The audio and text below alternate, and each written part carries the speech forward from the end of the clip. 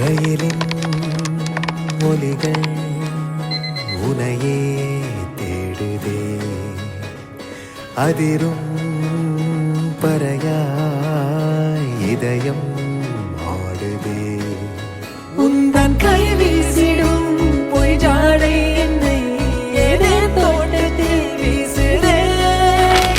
உன் ஊர் தாண்டிடும் ரயில் பாலம் மேல் என் பூமி முடிந்து விடுதே.